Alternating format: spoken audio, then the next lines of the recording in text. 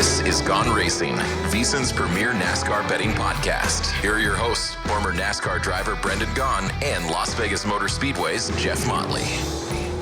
And welcome, ladies and gentlemen, to another edition of Gone Racing, and the hostile takeover has begun. The pit crew is now leading the charge as Jeff Motley is at an undisclosed location somewhere over the air, and Brendan is out in Mexico. Brendan, how you doing today? Doing great, Wyatt. You know, this is what happens. I start beating the pit crew. Guys like... Oh, well, I was going to say Brendan has had a little bit of trouble with the connection issues today, but I'd say Brendan had a beautiful shot. The connection wasn't there, a little spotty, but man, he had the two cars back there. Brendan is racing this weekend, but man, what a I was talking to Brendan before the start of the show. What a wild and interesting race at COTA. Tyler Reddick getting a big win, and I was telling Brendan, lost a lot of money on those last few restarts. That last couple restarts probably took about 30 or 45 minutes. I believe we have Brendan back. Those restarts were wild, Brendan. Those restarts were awesome to watch as a fan, I'll tell you that much. I mean, they come up that front straightaway into turn one, and you watched them, 7 wide, it looks like at one point. I mean, absolutely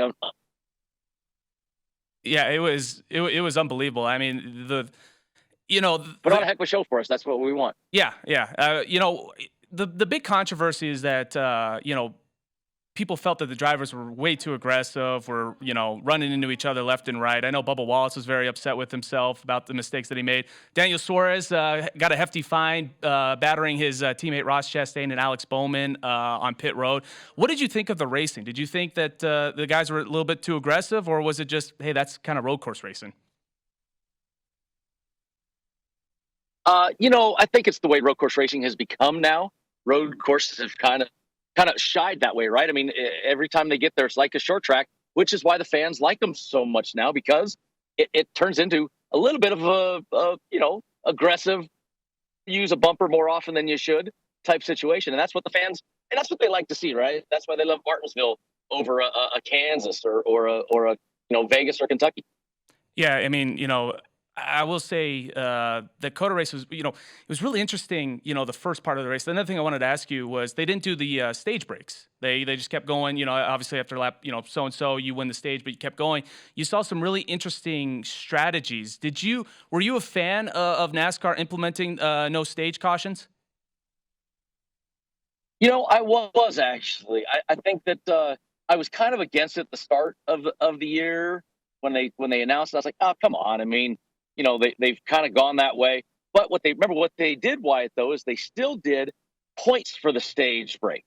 So you still got your points for leading at those moments. You just didn't throw the caution, which meant it was back to an old school, which kind of I liked also, old school race where you ran it backwards. You had more of a flow about when cautions happened. You had to play a little more risky strategy. So I did kind of like that. That was one thing in the race. I was really interested to see. I really was hoping those cautions wouldn't come out because I liked how the different strategies were going. You saw two different guys dominate the race with Tyler Reddick and William Byron. I was kind of hoping that we could have seen what crew chief pulled the right plugs there to come away with a win.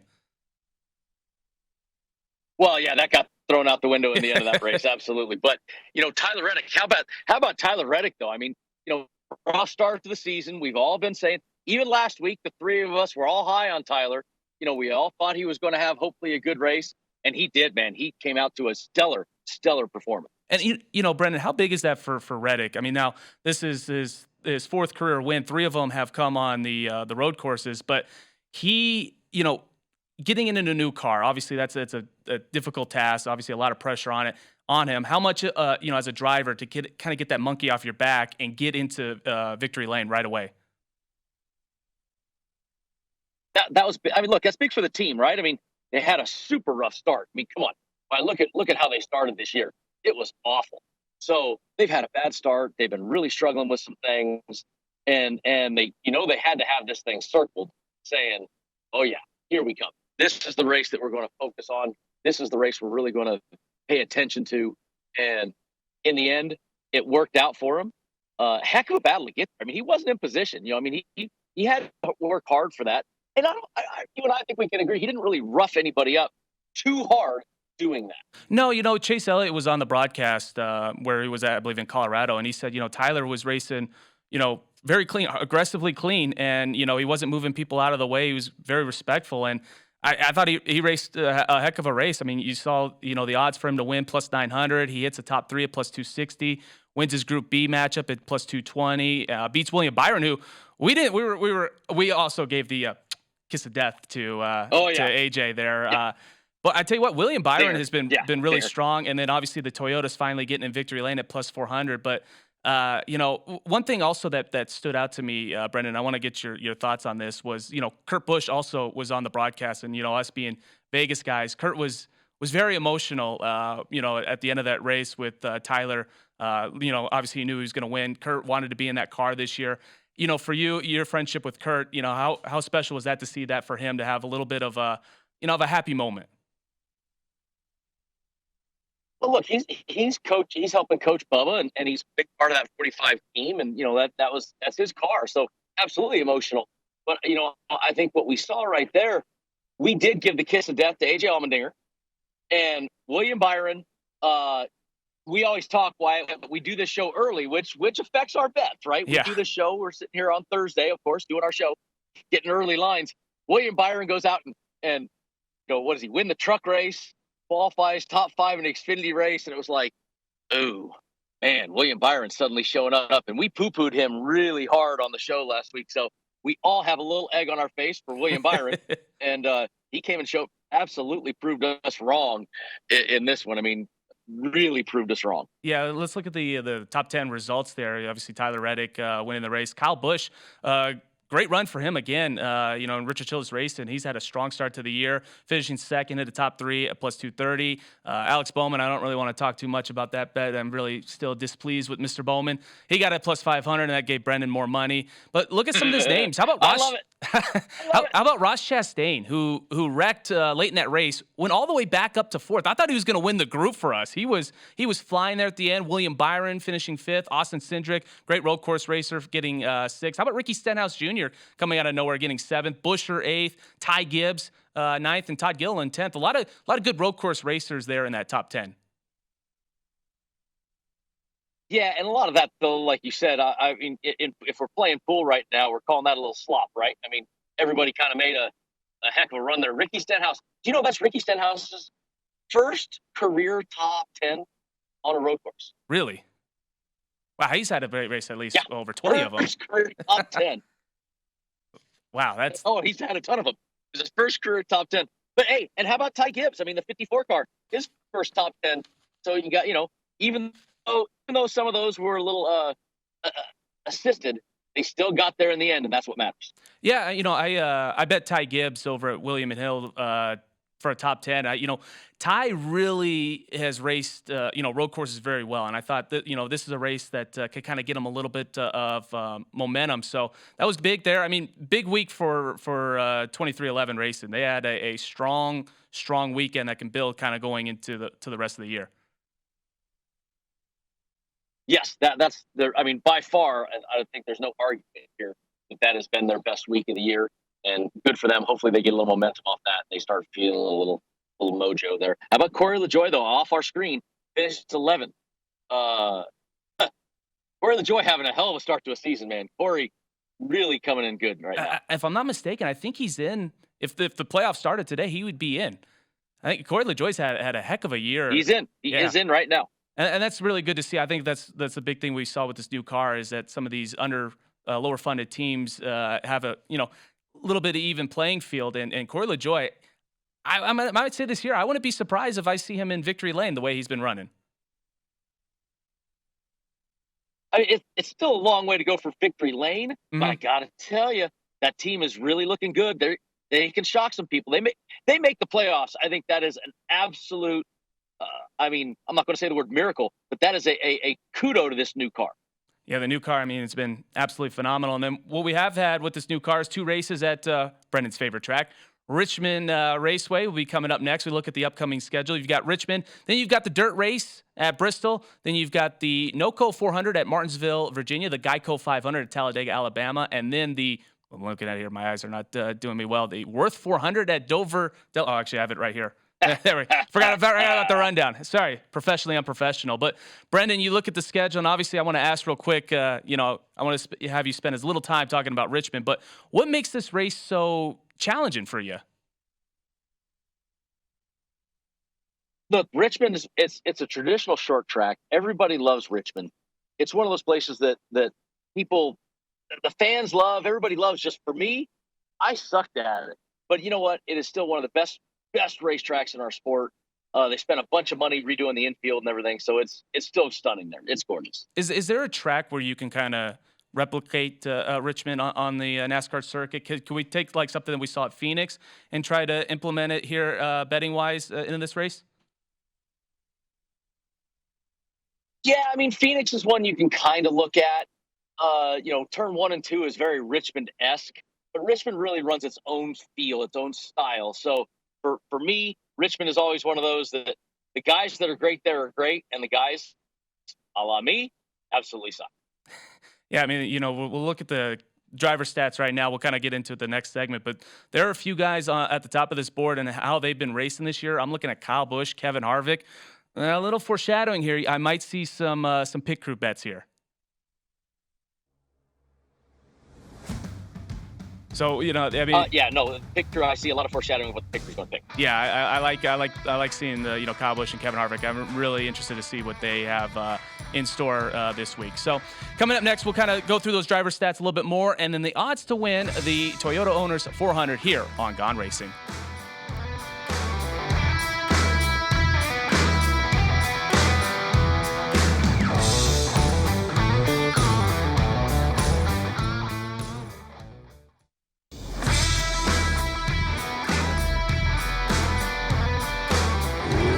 This is Gone Racing, VSiN's premier NASCAR betting podcast. Here are your hosts, former NASCAR driver Brendan Gaughan and Las Vegas Motor Speedway's Jeff Motley. And welcome back, ladies and gentlemen, here to the South Point Casino in Las Vegas, Nevada. Wyatt Tomchek filling in for Jeff Motley, who is speaking at Ole Miss, I believe, this weekend. And Brendan Gaughan out and remote in Mexico. Brendan, I have Isaiah behind the screen, and we've been trying to peer pressure him to speak. I've got almost everybody downstairs to try to get him. Do you think you could try to push him to the edge there to hit the mic button? Listen, we already have witness protection, Ann that comes on the show. Wyatt, come on, we got to get a little Wyatt love, or little Isaiah love on the show. He's the guy that we pick on half the time when you guys lose. So this is his shot to talk back to us. I mean, look, there's your chance. Look, he's very knowledgeable with NASCAR. Now I'm going to say that the curse word button has to be ready to go because he might let one slip. But hey, man, Isaiah, come on. Can't get him. But one thing we were talking about before we went to break was the and he's not doing it. The driver track stats here at Richmond, and you've got some guys that really dominated this race, and one person that really jumped off the board there, Brendan, is Kyle Busch. 6 wins, 18 top 5s, 27 top 10s in 34 races at Richmond. And the way him and Richard Childress racing, that number 8 car has been running this year. I was looking, we'll get to the odds here, but Kyle Busch is somebody that jumped off right away.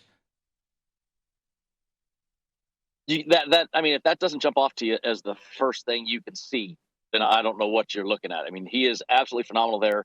Doesn't matter what era of his career, he's always been great there.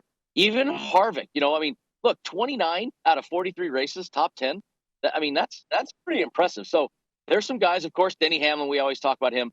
But it's Kyle Busch right now, and looking at odds, I think I see a few things that I really, really like where they got Kyle Busch's odds. Well, let's go to the odds here given to us by DraftKings.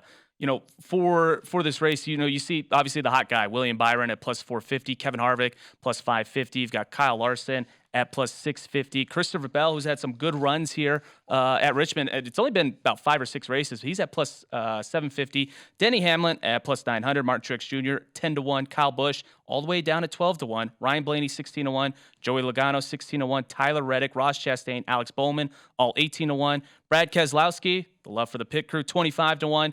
Buescher at 28-1. Daniel Suarez 35-1. And Josh Berry 35-1. Kyle Busch 12-1 there, Brendan. That's a really interesting bet to make.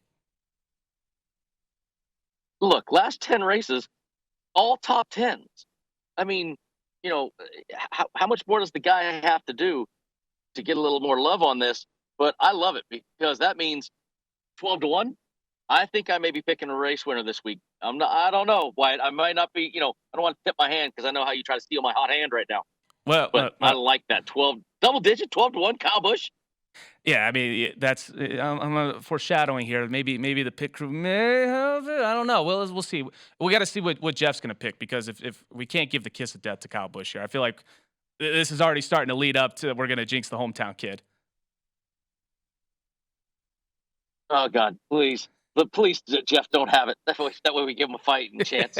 But the other guys that kind of stand out to me on the board. I know it's a little bit of shorter shots, but Kevin Harvick plus 550. And we have 2 races that we can go back to last year and see how this new car handled for some guys. Kevin Harvick finished second in the spring race and won the fall race. And he's a guy who's been so close to winning. I'm still disappointed and very frustrated that the pit crew lost that Phoenix bet. But that's another guy, him and also Christopher Bell. But really, Harvick is the one. I think if you want a little bit more of a safer pick, I know plus 550, not the greatest odds, but that's another guy that I'd probably throw a couple bucks on. Well, and remember what, Jeff always tells us, what have you done for me lately? And he always says, Kevin Harvick. Well, last year, what have you done for me lately? Second and first. So, I mean, tough really to go against that. And he's got a 550. But I looked at some guys, even Chris Buescher in that fall race, Wyatt, he had a top 5 finish there, coming in third. So Chris Buescher, way down on that win list at 28-1. There's some numbers out there that I like. Yeah, I mean, as we said, Buescher, we trust.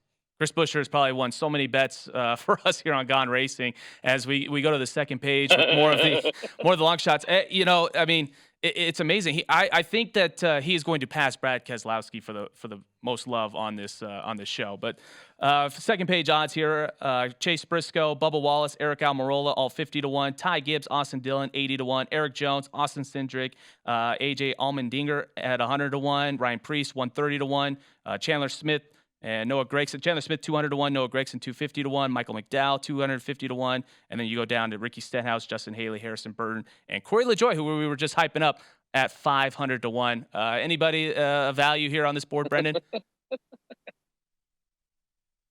This was a little more traditional, right? This is more of we kind of think we know what we're going to get here. So I'm going to say I don't expect a second page winner this week. I don't think we're going to see anything that big of a surprise. Yeah, nobody really on this list that really entices me. It'll be tough. I think really the first page is where you're going to kind of see the winners. But we do have some I think some nice top 3 finish, top 3 odds that can get you some get some good money. These odds presented to us by William and Hill, Kyle Larson, and William Byron, and Kevin Harvick leading the way at plus 180.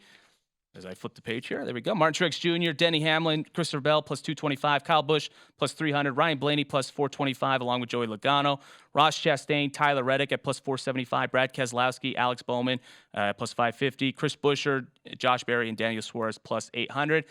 You look at the hot hand in this sport is right now Tyler Reddick, obviously coming off that big win, plus 475. Any interest there, Brendan, or who else is kind of piquing your interest? Tyler's got 5 races here and not a single top 10. So I'm not looking so much there, but what I am looking at is the guy with the highest average finish in the last 10 races, Denny Hamlin, 5.3 average finish last 10 races. He's plus 225. I mean, that's a good return for a guy that notoriously we just talked in earlier the stats about top 10s to it. Let's be more specific. Last 4 races, Wyatt, second, first, and fourth. Got a 12th in there at the 5th race, and the 6th race was a 3rd. So top 3 every race but 2. I like that 225. Yeah, I mean, Denny Hamlin, the Virginia tracks, Denny is notoriously dominated that and Martinsville. One other person I was going to throw out, I know it's his hometown track, one of the 10, Martin Truex Jr. We've only had one short track race. That was the exhibition race at the Coliseum. He's up there, decent odds. Any interest on Truex? Yeah, we always do the "What have you done for me lately?" And this is one of the tracks that Martin has continued to do for me lately. 7th and 4th in the 2 races last year, but a first before that, 5th, 2nd, first. This is another one of those tracks that is one of his many hometown places. I would look back at the Coliseum and say, okay, short track, first thing of the year. He looked pretty strong, has not looked since then, but, we're back to a short track. Maybe this is where Martin gets back on track with it. I mean, that's another interesting option for the pit crew. We'll see if we'll fire on that. Second page here for the odds to finish top three. Got Chase Briscoe 11-1, Bubba Wallace, Eric Almirola 12-1, Ryan Preece 15-1, Austin Dillon and Austin Cindric 17-1, along with Ty Gibbs, Eric Jones 25-1, AJ at 25-1. Noah Gregson, Chandler Smith, Michael McDowell, 40-1, Ricky Stenhouse, 60-1, and then Harrison Burton, Justin Haley, Corey LaJoie. Any of those guys? I know we weren't real too fond of the second page odds to win. Any of these guys here on the second page to maybe squeak a top three? The only one I'd say is maybe an Austin Dillon. He's got 5 top 10s in the last 10 races at Richmond. Most of them are like 10th, 8th, 10th, 6th, that sort of range. But still, top 10s, runs fairly well there. I think those could be interesting for if you're looking for that deeper number, 17-1. It's worth putting it down. Now, one thing I thought, Brendan, is really interesting is these head-to-head matchups. We don't really have a don't line. You got William Byron, Kyle Larson, an underdog against William Byron. Then William Byron against Christopher Bell. Christopher Bell's at plus 120. Kyle Larson plus 105 against Kevin Harvick. Then Christopher Bell over Kyle Larson over Christopher Bell at plus 105. Bell plus 120 over Kevin Harvick. I mean, there's a lot of good options there in this head-to-head matchup. I mean, you see a lot of guys that are favorites, and then vice versa, then they become underdogs in other matchups. Yeah, I mean, the only real don't line you still have right now would be, to say William Byron, because he's got a couple head-to-heads out there. None of the Jeff Motley favorite, don'ts that you can see. This week, with Richmond being the standard race that it is, I'm just not all that excited. I mean, you got plus 120 Denny Hamlin. I mean, I look, Denny Hamlin plus 120 at this place, kind of like that. I mean, that's a decent number at least for it, right? And there's a Martin Truex at a plus 130. So there's 2 numbers that aren't half bad out there, and guys, we really good. Yeah, I'm even seeing Kyle Busch plus 120 against Denny Hamlin. There's a lot of value, I think, in the head-to-heads. This is probably the best head-to-head matchups we've had all year long. But what we have coming up next is our favorites, the group matchups. This is where we get most of our bets. We'll see what we like coming up next here on Gone Racin'.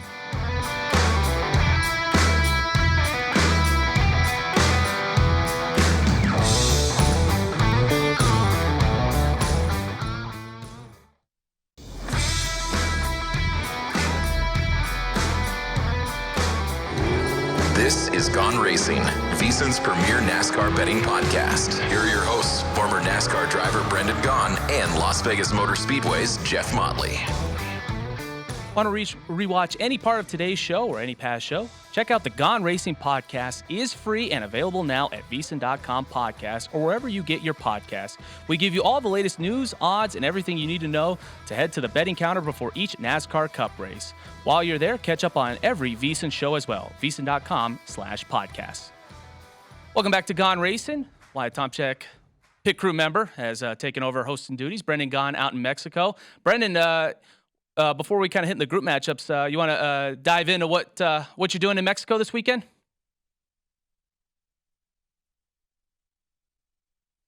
Oh, I think we lost Brendan. I guess Cat got the tongue on that one. So now here's the intro. I got you. Oh, you got okay. We're good. Okay. Yeah, no, we're good. All right. No, we're down at the San Felipe 250. I still race a little bit. How so San Felipe 250. What are your chances? How are you feeling about the car? Feels good. We've been, as you saw from the start of the show before, video went to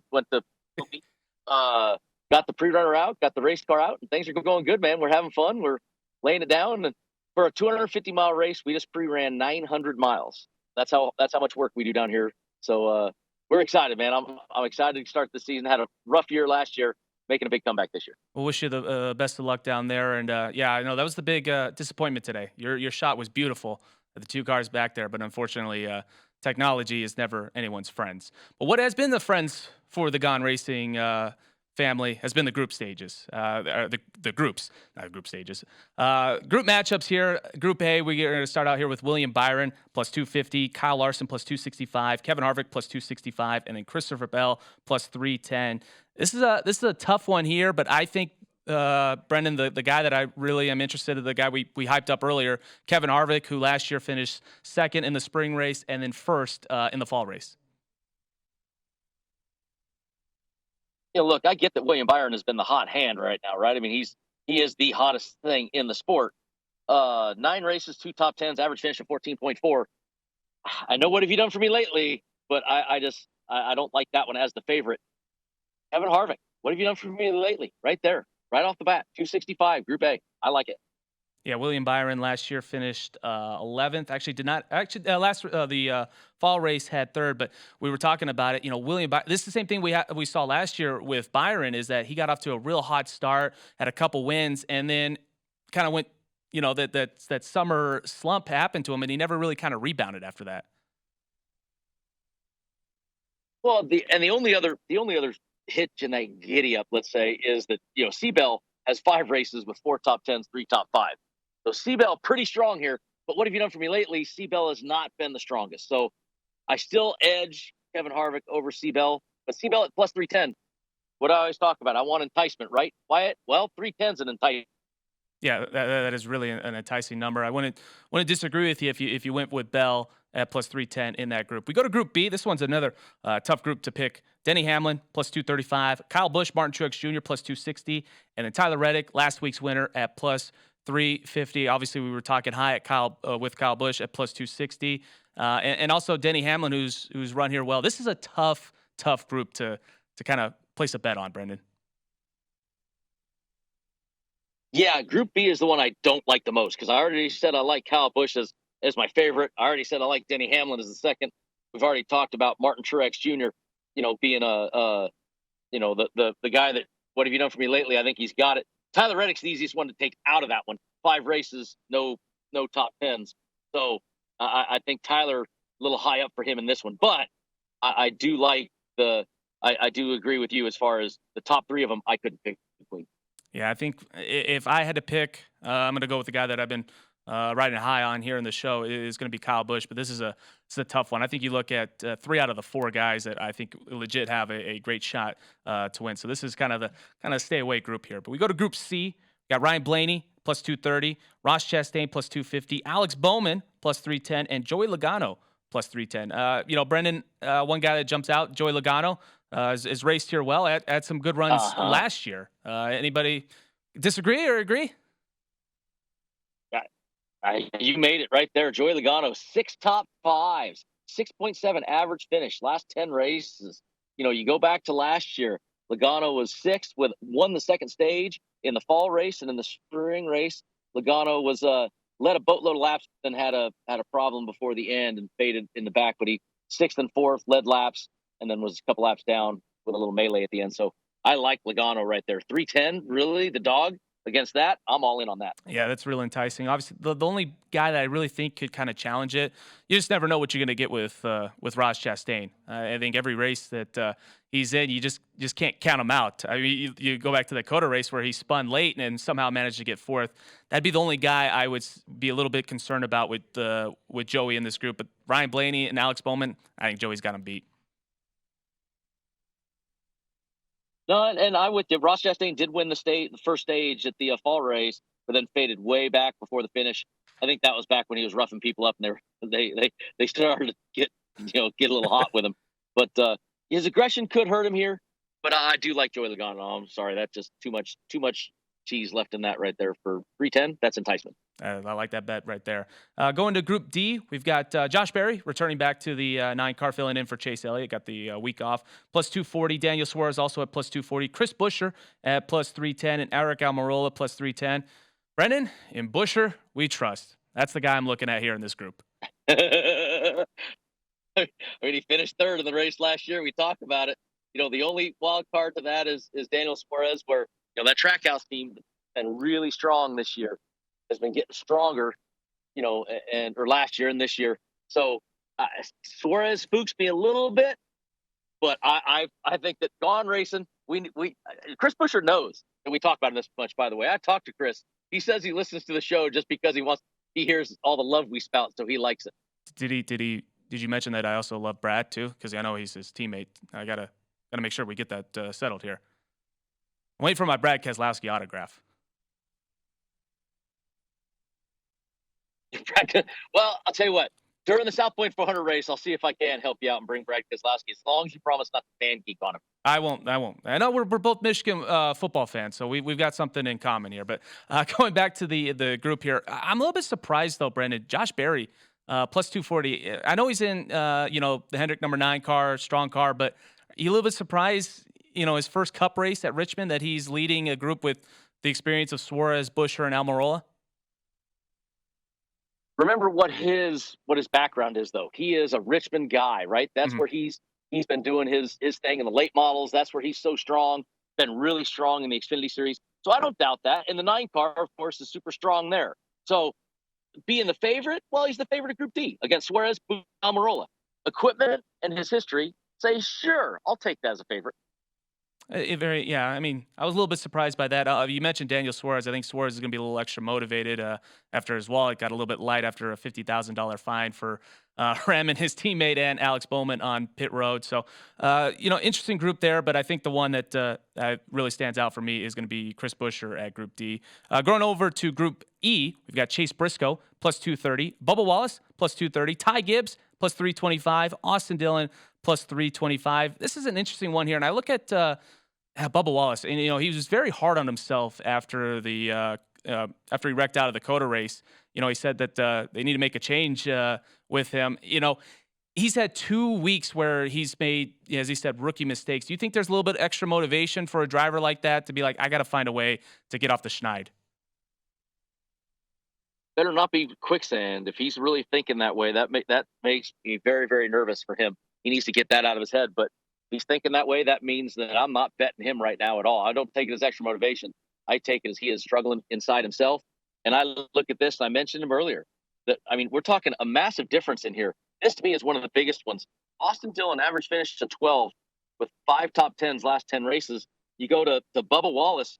I got to go all the way down to find Bubba. He's got no top 10s in 9 races, average finish of 23. And I got Chase Briscoe, who's the leader of this pack. Chase Briscoe has 4 races, average finish of 18, no top 10. So I like that, and he's the dog. Austin Dillon, 325. Put me in, coach. Is that a makeup for going against Austin? I believe was it last week at COTA? Yeah, and he was running the best he's ever run on a road course too. By the way, just want to point that out. Your bull in the china shop got him, but yeah, I was bummed for him, but it worked good for me. It made me win my bet. So I was really bummed for Austin because he was doing great. I think I'll take the W. All right. Well, maybe that could be a pick there for Brendan. One real quick here to get in the Group F. We've got Austin Cindric plus 260, Eric Jones plus 270, AJ Allmendinger at 275, Ryan Preece 280. I don't really have a lot of interest really here in this group, Brendan. Cindric's got the highest average finish, but it's not as our fun normal group. It's Group F. Yeah, this one's, if I had to pick, maybe Eric Jones, but other than that, I'm just going to kind of stay away. Well, coming up next here on Gone Racing, we'll go with our manufacturer props, look at the season standings, and then all important here, got to get our picks. Pick crew is really trailing Brendan Gaughan right now.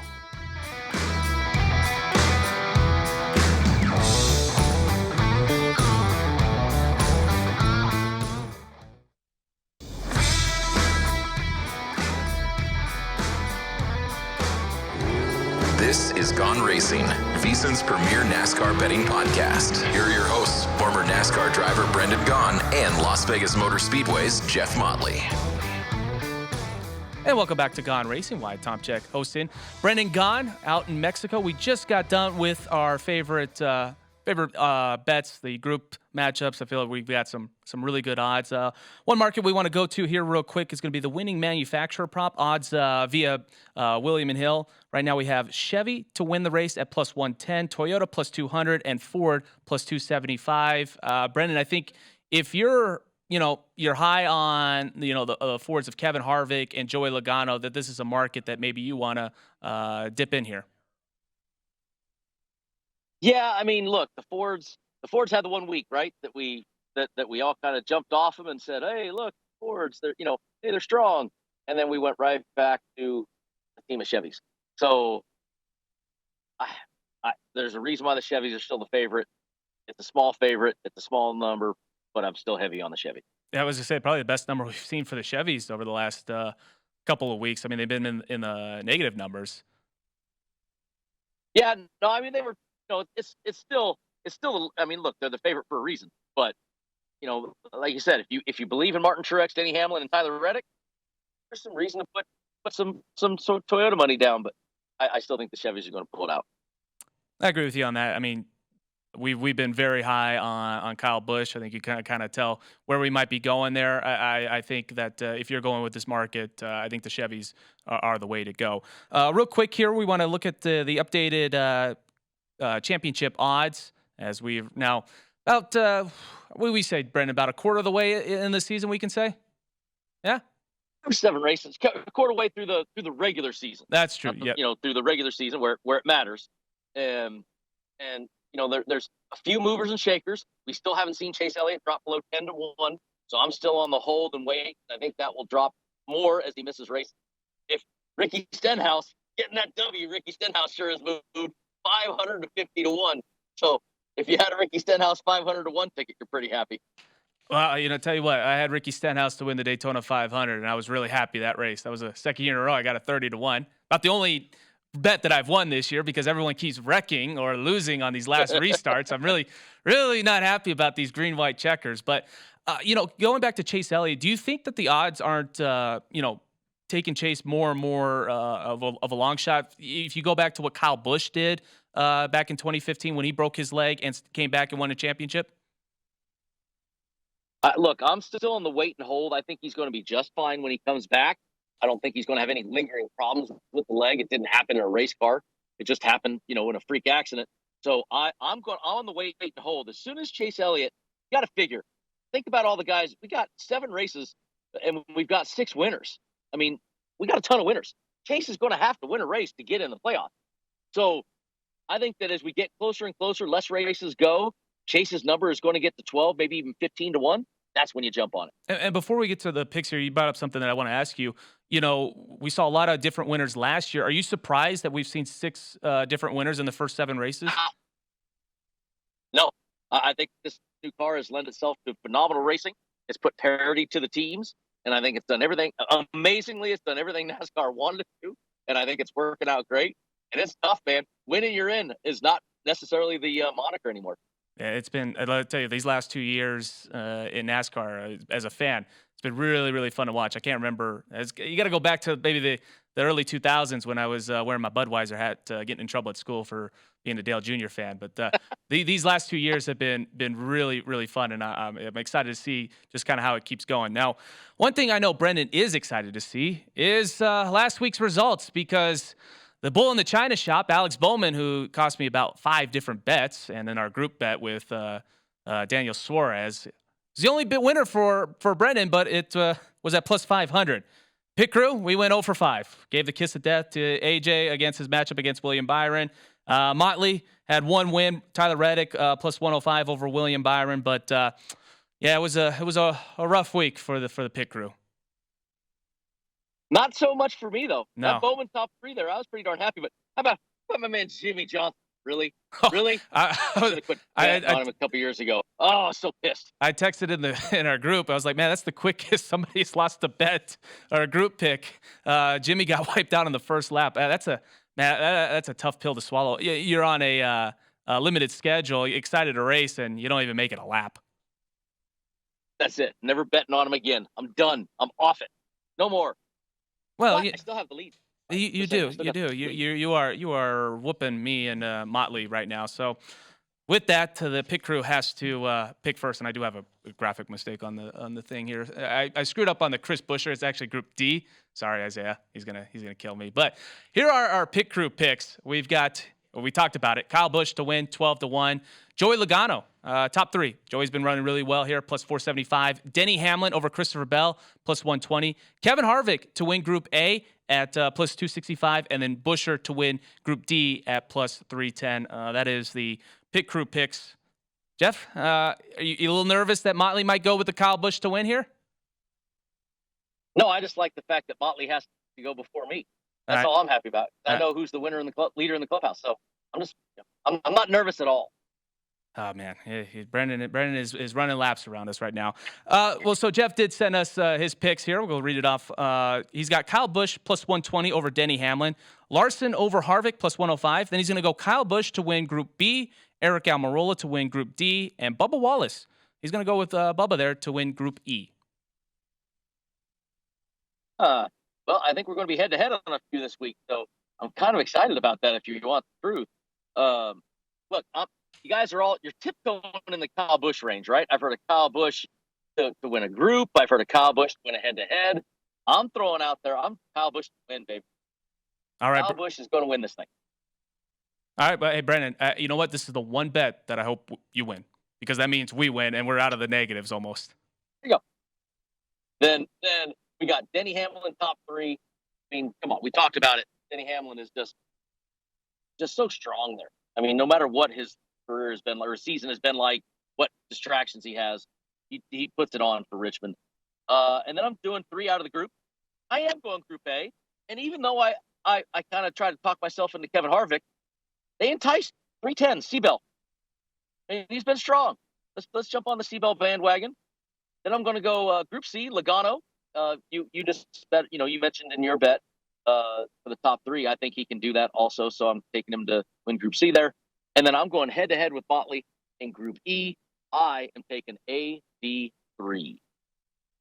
Well, Brendan, I wish you the best of luck on 4 of your 5 picks. Obviously, you know the one pick that I want you to win is the Kyle Busch, because right now we are looking up. I'm like, boy, oh boy, Brendan is a couple laps away from us. We need a caution flag to tighten up the field. You're getting like me last year, where I started to panic and had to take all the big long shots. Right, I had to start trying to win races, and I panicked. Panic early. Panic early. The 2 bets that will just eat me is Kevin Harvick to win at Phoenix, and then Daniel Suarez top 3. Pit crew just missed out on that. But Brendan, before we sign off here, we got a couple minutes. The big news in NASCAR we didn't hit at the top of the show was that Hendrick sort of won their appeals, and they got probably the most important thing, all the points back, the playoff points. The fines and the suspensions are still in place, but kind of a weird appeal system to where I felt like, for Hendrick, you're like, yes, we'll take the fine, we'll take the suspensions, give us the points back. Yeah, I'm not sure how you said that, and I haven't had a chance to look at it. I've been busy down here and haven't seen that. I want to hear how they claimed you still get the monetary fine, you still get the suspensions, but we give you the 100 points back. I got to read how they got their way out of this. That's very, very impressive, right? Well, I mean, okay, you did it this way, but we're going to give you the points back. But that's a huge deal. We talked at the start of the show how Corey LaJoie is in the playoff. Well, guess what that means? Corey LaJoie is now bumped back out of the playoff. So if they started today, he'd be back out because of that. So it's interesting. I got to read up on that one. That has me guessing a little bit. Yeah, NASCAR in their press release was very, very disappointed. I felt like if it was reversed and they took the fines away and the suspensions for the crew chiefs, I think they would have been okay with it. But to get those points back, I mean, that's big. I mean, that alleviates so much pressure off of these teams. Yeah, I mean, that's huge. I mean, getting those points. Look, the points, they would have started in a huge deficit just if they didn't win to get those points back.